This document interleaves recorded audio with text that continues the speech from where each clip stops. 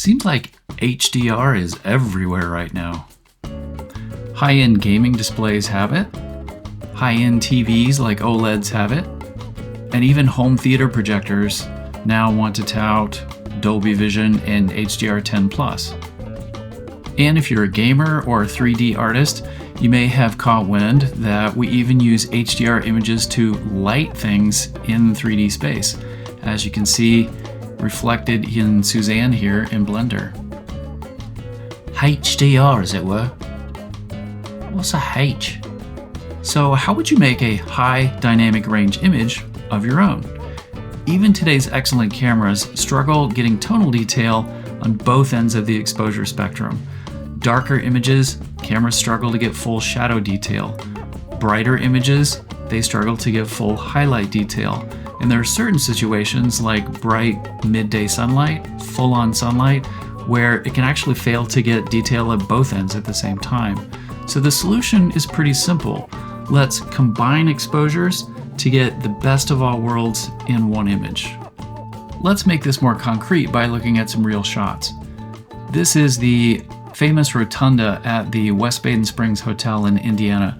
Amazing place if you ever get the chance to go. My trusty old D750 did its best in this exposure to get some detail in the shadows and to try to hold detail at the highlights, but you can see it's blown out a little bit where the uplights are hitting the structure, and the shadow areas down here really are still pretty murky. I can try to hedge that bet by going with a slightly darker shot or an even darker one to try to hold detail here at the top end, and I can go back the other way, brighter and brighter, to try to get detail down here in the shadow end. But you can see it struggles to do both at the same time. Obviously, my highlights are way blown out in this one. So what if we could combine all of these into one?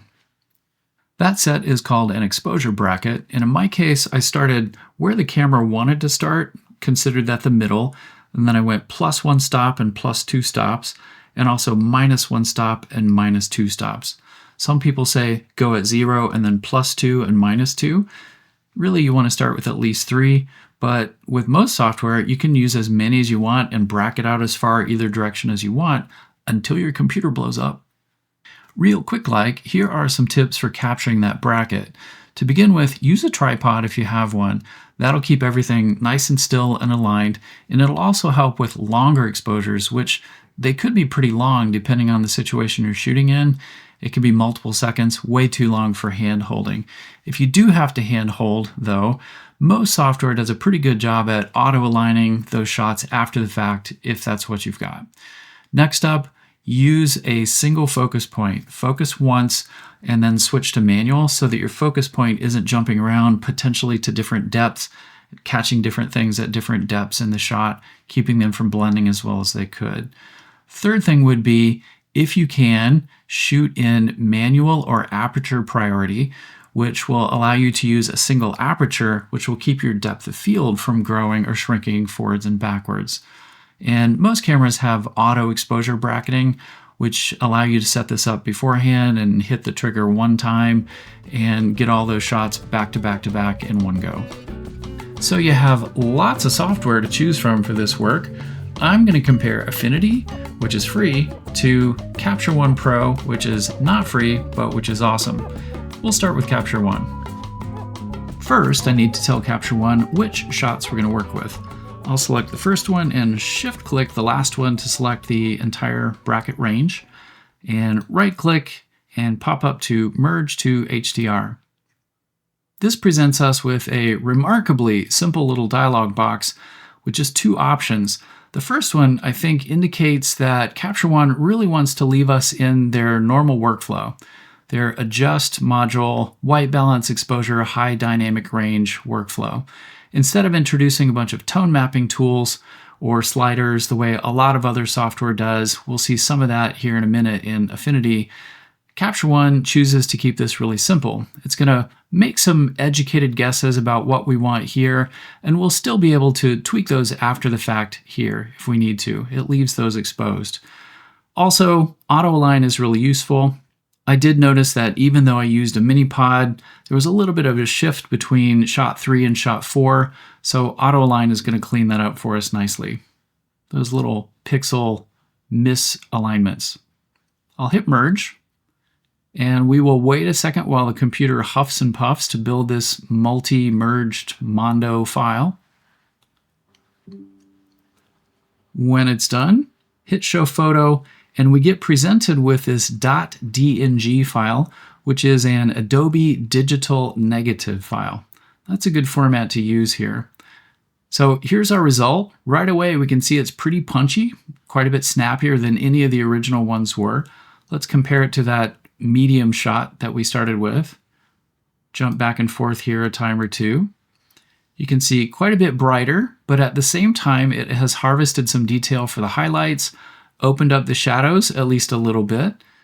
Now, one thing I noticed even about the originals is that I had my camera set for a neutral white balance, and this light show was really wild, really bright and orange and all kinds of colors. It shifts through colors all through the evening while the rotunda is open. And these just came out a whole lot warmer than I think they need to be. So I'm going to attempt a little bit of custom white balancing here. I'll come to white balance and I'll use the pick white balance little eyedropper tool there. The idea here is that you find something in the image that should be gray that isn't. So I remember that these columns were gray. So if I click there, I'm going to subtract everything from that color that it needs to get to neutral gray, and then it shifts the rest of the image based on that one little change there. And you can see what a massive shift that is, from radically big and warm to really quite cool and purple and green. And maybe you like that, maybe you don't. I think at this point we are into a really interpretive spot. So do what you like here. I think I'm going to ease off on the coolness just a little bit, pull the Kelvin slider back over, and I might ease off on some of that green hue in there by pulling back just a bit towards magenta on the tint slider as well. So we've gotten rid of at least some of that heavy orange cast. And I also think that I could goose the exposure somewhat harder to open up these tones quite a bit so we don't feel, I mean, it's a big structure. I don't want it to feel too onerous and too heavy. So I've boosted that. As I did that, I lost some of the highlight detail there. So I'll come down to the high dynamic range area. If I were to adjust highlights, I would be getting the mids and upper bright colors, or tones, I should say. If I use white, I'm going to get things that are much closer to actually just pure white. And I can see that those tones are up in that area. So I'm going to use the white slider. It's really pretty effective here in this case because I don't want to fiddle with these tones out in here. I just wanted those pure whites or close to pure whites there in the center. So the white slider was the right decision, I think, there. And I might also see if I could ease the shadows open just a little bit further to brighten this thing up again. It's so big and heavy that I want to ease up and lighten up the shot a bit. And then finally, I think I'm going to go down to clarity and add just a little bit of structure to bring a little bit of extra sharpness and edge punch to all these lines in here. So look at the difference from there to there. That is a huge move that HDR was able to provide for us. And now we'll switch over to Affinity, which remember is free, and see if it can possibly keep up with the industry stalwart of Capture One. I'll start in the File menu, pop down to New Image Process, and run down to HDR Merge. We'll need to populate the Images box here by using the Add button. So I'll find our very same images. There they are. And I'll leave Align Images turned on like we did before. That's nice. Also, we have the option to remove ghosts. For example, what if we were photographing a sky and there were clouds moving in that sky and we wanted to merge those? They'd be in different places. So this helps eliminate those discrepancies. Noise reduction might be nice if you were shooting at high ISO and had a lot of digital noise. And here's a big difference though. We're going to get to tone map the HDR image manually on a custom basis here if we leave this selected. So I'll do that to show the difference. Hit OK and it begins quite a dog and pony show of alignment and merging and prepping to get us ready to work. And we pop open in what Affinity calls the Tone Mapping Studio. It's a special environment just for this particular job. So a couple of things to notice. The Tone Map panel is open, and we have all kinds of manual options that we can use to adjust this image before we commit to the final result by hitting Apply over here. So we have lots of controls that we can fiddle with. These are not the original images. You can see their names: natural, detailed, cool. These are different presets or loadouts for all of these settings over here. So these make decent starting points if that's where you want to begin. I think I'll start with cool. I'm going to try to simulate what we did in Capture One, not because that's the only way to do it, but just to see how they stack up and compare. So in this case, I think we might need to adjust the temperature a little bit. Cool this off like we did before, maybe a touch more green. Again, just going to try to get this as similar as I can, just for comparison's sake. This is looking okay. Maybe it's a little flatter. I think we've lost a bit more color through some of these colorful painted walls and so forth. The flags are looking kind of murky to me. I don't think we have quite as good response on the highlight recovery up here. And here's the problem. Since there's no white slider here, if I open shadows and highlights, all I have is highlights, and if I pull that down trying to rescue those highlights, you can see the whole image, the whole top half of the image is going with it. So I don't think I want to do that. In fact, I'll just tap escape even while my mouse was still on the button to send that back to 0. Control 0, by the way, fits this back to the window. If I want to try some detail refinement, I can open this up. It's basically some sophisticated sharpening. I'll pull the radius up gently, and I'll pull the amount up quite a bit more stiffly. There we go. Tighten up some of those edges a bit. So colors are feeling just a little flat here compared to the other one. One thing I can do is I have a masking environment here. We could have done masks in Capture One as well, but here I'm doing the mask inside the tone mapper before I commit to any real changes. So I'll use the pixel mask tool here, and I'll just paint a mask over this area manually, somewhere in there. Now, with that selected, anything that I do with these sliders now applies only to where that red's going to be, and the red's going to disappear the moment I start fiddling with anything here. So I'll boost the saturation, and I can even come down and fiddle with the white balance just of that one area too. Maybe I want to blue it out a bit more, maybe boost the saturation even more. And then if I use the little eyeball icon, I can toggle to see the change that I've made selectively in that area with the mask. So I think that's getting there. If I go ahead and apply,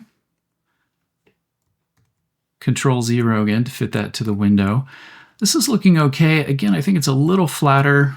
If I wanted to try to neutralize these colors even better, I could go ahead and add an adjustment layer. I'll use a white balance adjustment layer, which has a nice little color picker tool, just like we had in Capture One. I'll use the same spot to further neutralize that whole thing. I think that was a good move. And of course, now that we're here, we could do anything we wanted with all kinds of other adjustment levels. We could go all day with that.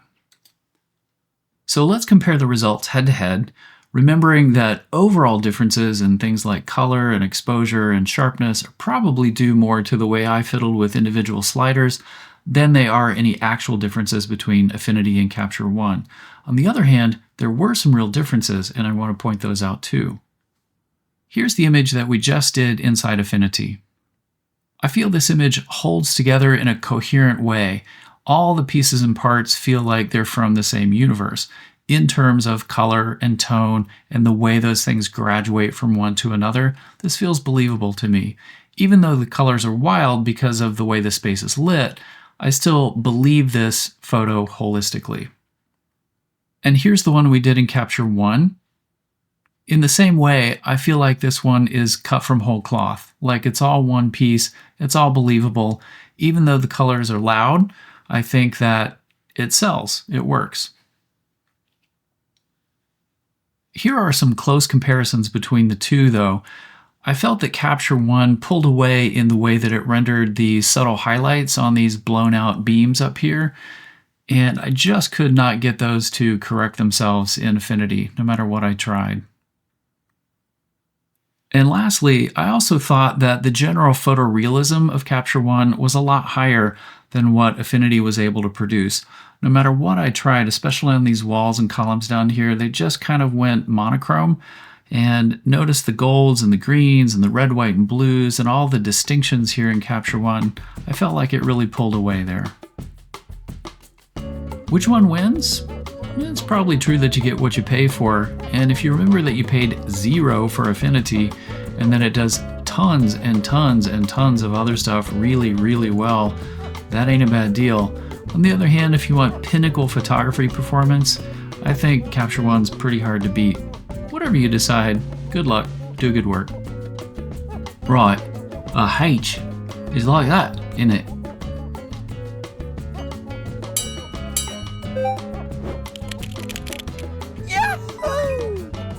Anyway, thanks for stopping by, and I'll see you in the next one.